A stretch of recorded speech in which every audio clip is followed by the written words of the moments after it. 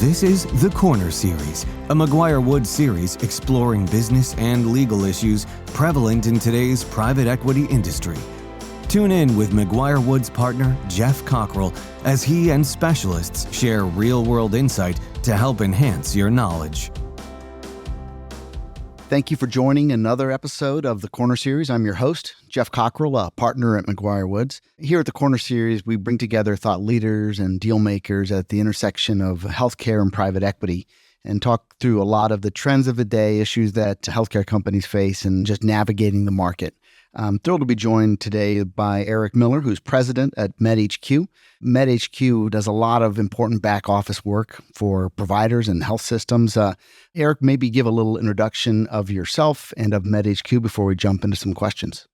No, thanks, Geoff, for having me today and looking forward to the conversation. MedHQ is an organization that I always tell people we do the things that nobody else wants to do. We specialize in back office support predominantly for physician groups and outpatient clinics. And that encompasses HR, finance, accounting, credentialing, clinical staffing. We've just added revenue cycle in the last few months as well. Credentialing plus an advisory firm, Avanza Healthcare Strategies, which works with a variety of clients on developing their outpatient and ASC and physician strategies. A lot of the private equity funds that I work with have kind of internal resources that, as they're talking to targets, that's part of what they're selling. Can you give me the value proposition of MedHQ, whether you're selling to an independent physician group of some scale or a private equity-backed MSO?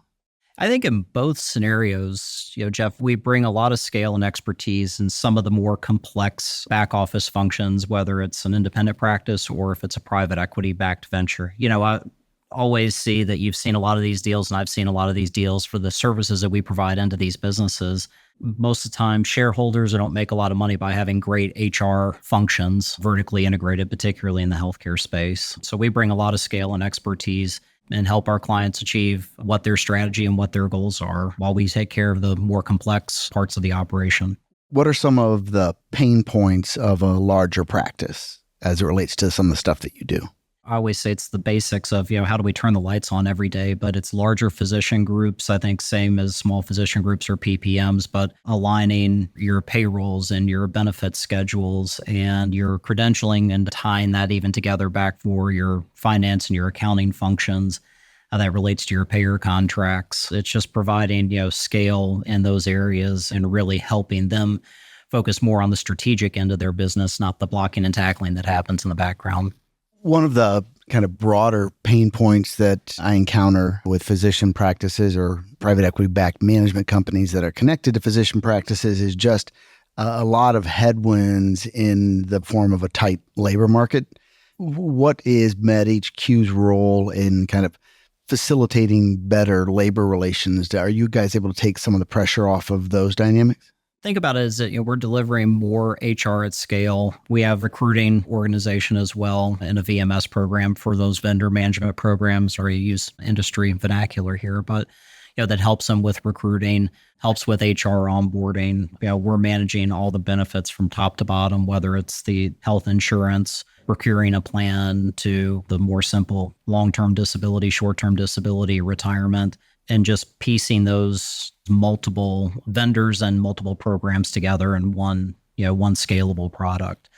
I think on the recruiting side, everywhere in healthcare, I think, is struggling from a shortage of just about everything. We tend to focus more on the clinical side, I think, as an industry, but just talent in general, there's just a shortage in the healthcare industry.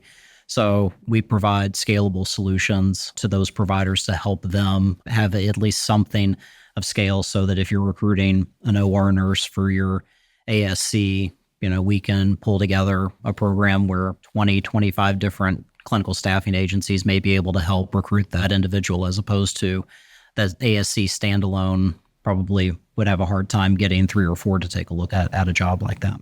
How involved in credentialing with payers? That's often a difficult either gating or kind of the long pole in the tent on getting a transaction closed. Do you take over a lot of that functionality as well? We'll do a lot of the privileging, particularly when our main area of focus is if you have physicians that are moving into an ASC environment working to get the physician privileged at the facility, in order to be able to perform cases, which I'm sure as you've seen that getting credentialing in line is difficult at the physician practice level, depending on how many facilities they're actually practicing at. But then just trying to get all those physicians privileged at a new ASC, whether it's an existing partnership or a de novo, can be painstaking. I know you do a lot of this work with health systems. Are their pain points similar? They obviously are often a bigger apparatus and may have some of this functionality internally. Are there similar pain points at the health system level?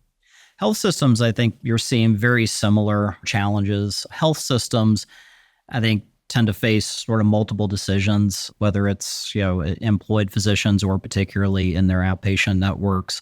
And that is, are they going to manage it in-house? Are they going to utilize a management organization? How are they going to partner with the physicians when they look at what their strategies are?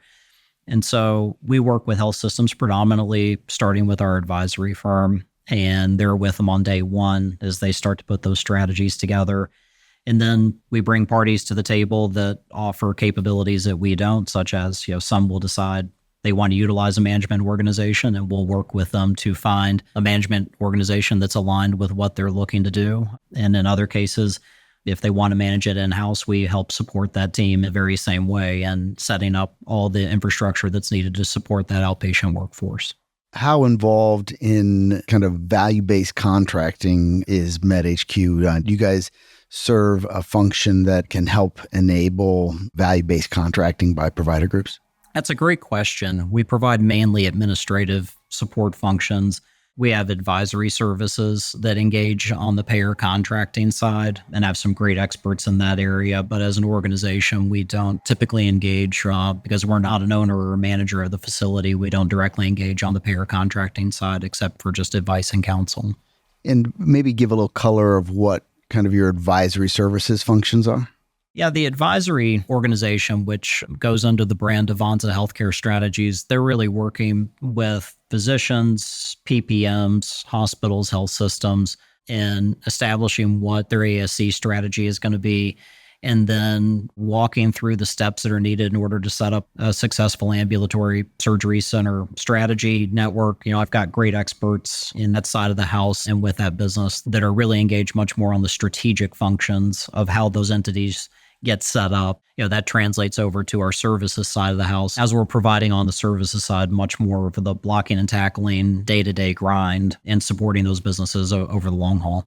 I do more work with kind of larger private equity-backed practices, and the whole construct around ASC strategies as it relates to health systems is that they're always a little bit of frenemies. There might be roles for them to be doing things together. Part of the strategy may be to pull procedures that had been done at the hospital, pull them out of that more expensive setting into a setting that is probably cheaper overall and be more beneficial for the practice.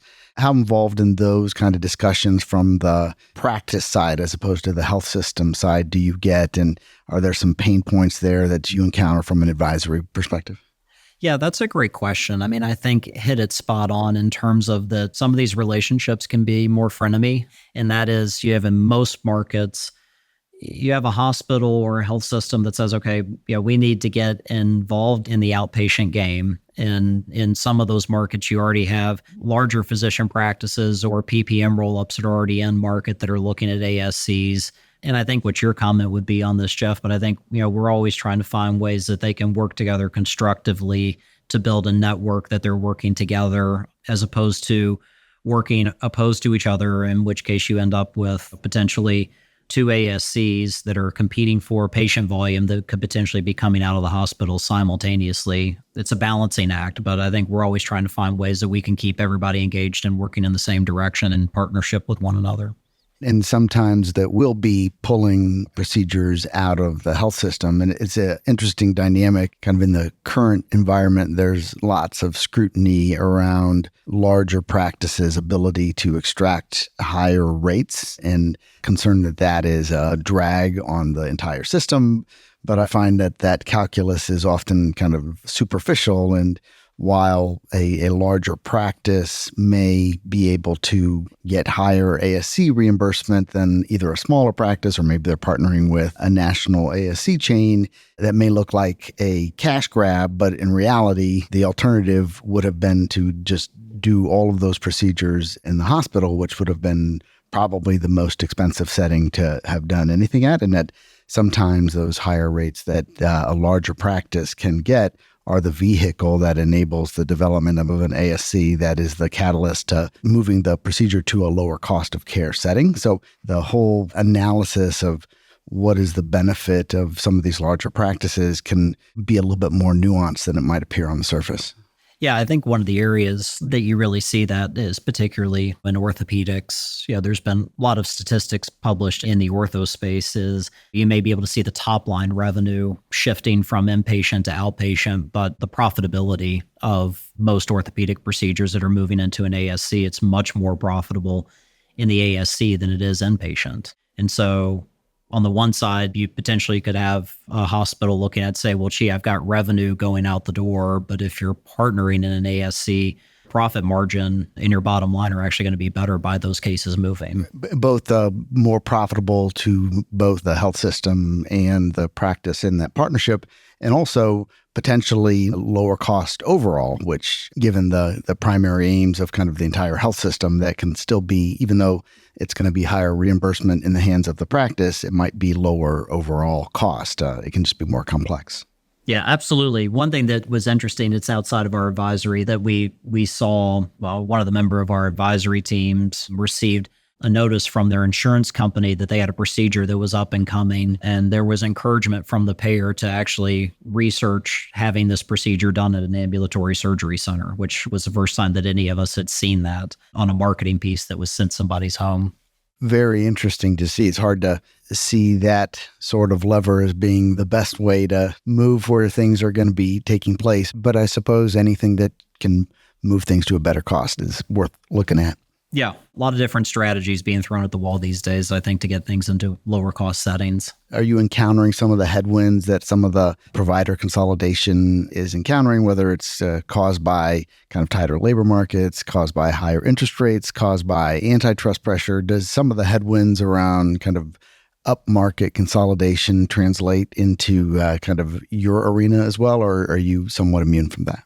We see it. I would say that at least to date, we've stayed relatively immune from it just because the blocking and tackling administration is something that needs to happen. HR and payroll and credentialing, and I'd say the boring things that we do are things that need to happen, whether you're growing and growing via acquisition, or if you are no longer growing via acquisition and if you're divesting parts of your business. There's just relevant pieces on both sides of the market for us. I think the areas that we tend to see that maybe impact our business is relationships switching from, if a physician group is employed by a foundation at a hospital and they're going independent, how do we work with them? It's the transition from working with a group that's independent to a group that is affiliated with a hospital or health system today. And we certainly do see some of those movements, both some consolidation and then also some facilities going much more independent in their future as well. I also end up speaking with a lot of practices that have gotten to a certain scale, and they're thinking about kind of positioning themselves to either be a platform for a financial investor or be a target for a larger strategic. And some of the things that they're often thinking about is kind of whether or not they should be making investments that will professionalize a lot of their functions and make them more attractive, or is doing that just incurring expenses that are going to be a drag on their EBITDA to professionalize in ways that they may not even get credit for in the context of a sale. How would you advise kind of a larger growing practice on that topic? And kind of relatedly, is there a size breakpoint where you need to be thinking about some of those things and a size below which you should probably not be incurring those expenses? I'll comment on that first. I think that's probably more art than science, because I think depending on which specialty you're in, those numbers probably change.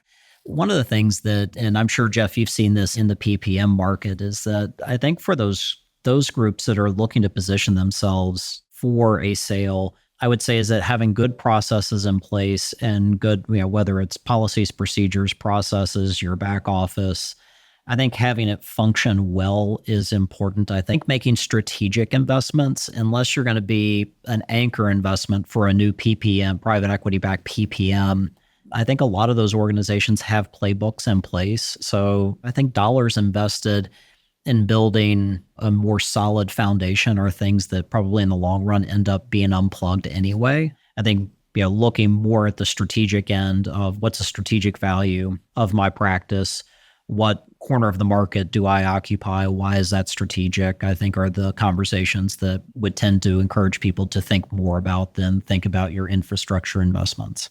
One of the thought processes that those practices are going through, or when I'm talking to them, they're looking at is doing acquisitions and proving out the thesis that this practice can kind of grow through acquisition and that they can then integrate those now disparate parts and making some investments. Back office support can be a real catalyst to proving out that theory, because the days of a practice being able to kind of get to a certain scale, do a few acquisitions, not really have them integrated and still receive value on that kind of mishmash that's pushed together in a sale, those days have pretty quickly gone away. So if you're trying to build to a little bit of scale and prove out the theory of acquisitions, you also have to prove out the theory of integration. And that's where I see some of these practices running into difficulty, is they don't have the back office infrastructure to kind of prove out that theory.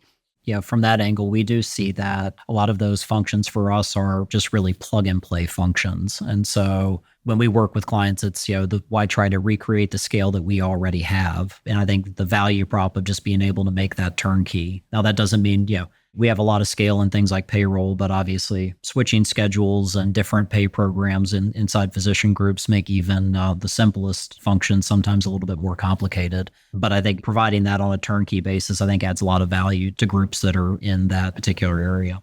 I work in a profession where we're in the midst of figuring out the extent to which AI is a threat to our industry or a tool for our industry. And depending on the day, you may conclude that, this is going to make a lot of things better, or alternatively, it's going to ruin your entire industry. Is AI coming for your area too, or is it going to be a tool that enables you to be better?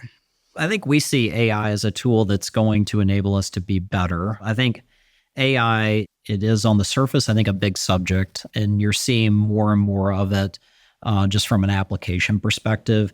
But I think in healthcare, because healthcare is a people-facing business, that providers are working with patients are working with providers, and patients are navigating, frankly, the administrative world of healthcare simultaneously in most cases. I think both for us, but I think for the industry more broadly, I think AI is an enabler. And I think it's an enabler that can help patients navigate their care more efficiently. I think it is an enabler that helps physicians and providers navigate the care environment on behalf of patients more efficiently. But I think in healthcare, I think AI across the board enables, and I don't see a lot of pure replacement in this space.